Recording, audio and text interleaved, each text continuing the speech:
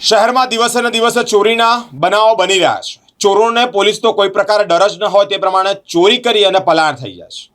ગત મોડી રાત્રે વડોદરા શહેરના તાંદલજા વિસ્તાર ધનટેકરી એટલે કે કિસ્મત ચોકડી પાસે તસ્કરોએ એક મકાનને ટાર્ગેટ કર્યું. ટાર્ગેટ કરતાની સાથે જ ઘરમાં ઘૂસ્યા, તિજોરીના નકુચા તોડી 12,000 રૂપિયા રોકડા અને બીજી બધી વસ્તુઓ, નાની મોટી વસ્તુઓ મળી ટોટલ 25,000ના મુદ્દામાલની ચોરી કરી હોય તેવી પોલીસ ફરિયાદ પણ કરવામાં આવી છે. તિજોરીના નકુચા તોડતાની પહેલાં જ તેઓએ ઘરના જે જારી હોય તેના પણ નકુચા તોડી અને અંદર પ્રવેશ કર્યો છે. મહત્વની બાબત એ છે કે ચોરો ચોરી કરી પરિવારજનોએ ફરિયાદ નોંધાવી. ઘરવાળા વ્યક્તિઓએ ફરિયાદ નોંધાવ્યાના 4 થી 5 કલાક થઈ ગયા સુધી પોલીસે કોઈ કાર્યવાહી જ ન કરી. હાલ અત્યારે ચોરીના કિસ્સાઓ વધી રહ્યા છે. પોલીસની કામગીરી પર પ્રશ્નાર્થ ઊભો થઈ રહ્યો છે. કારણ એનું એ છે કે ચોરો બેફામ રીતે ધોળે દાડે પણ ચોરી કરે છે અને રાત્રિના સમયે તો તેઓને કોઈનો ડર જ નથી. ધનટેકરી પાસે કિસ્મત ચોકડી પાસે રમજાનભાઈ સોલંકી નામના વ્યક્તિના ઘરે આ 25,000ના મુદ્દામાલની ચોરી કરવામાં આવી છે. પોલીસ દ્વારા 4-5 કલાક જેટલો સમય થઈ ગયો હોવા છતાં કોઈ પણ પ્રકારની કાર્યવાહી જ કરવામાં નથી આવી તેવી માહિતી સામે આવી છે.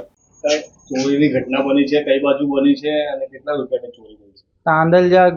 તાંદલજા ગામ મોટી મસ્જિદ કને વાવ માતા મંદિરની બાજુમાં મારું ઘર છે, મારા સસરાનું.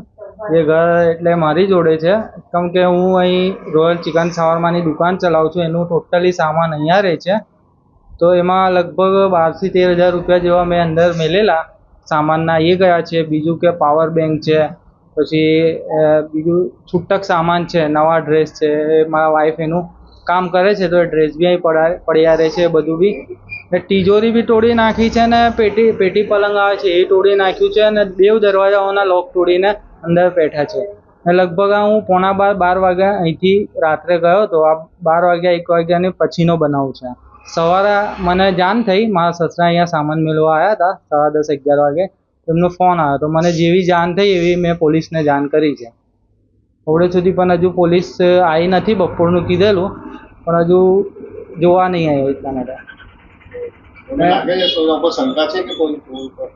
શંકા તો નથી, અવડે સુધી તો આવું કોઈ બનાવ બન્યો નથી. પણ અમારા આગળ એક ઘર છે, એમના ગેસના બાટલ ગયા હતા પણ એમને કોઈ પોલીસને ઇન્ક્વાયરી સોંપી નથી, બીક ના મારે કંઈ. હવે એટલા કેપેબલ બી નહોતા કે આગળ જઈને કંઈ કરી શકે. પણ મેં વિચાર્યું મારું આટલું સામાન ગયું છે લગભગ 25,000 થી 30,000નું, તો મેં જાણ કરી છે પોલીસને, જેપી પોલીસ સ્ટેશનમાં. ને મેં પોલીસને બી કહેવા માગું છું કે પેટ્રોલિંગની બહુ સખ્ત જરૂર છે આ બાજુ 12 વાગ્યા પછી. હવે આ ચોરીની ઘટનાઓ થતી રહે છે આ રોડ પર. શું નામ તમારું? રમજાન સોલંકી.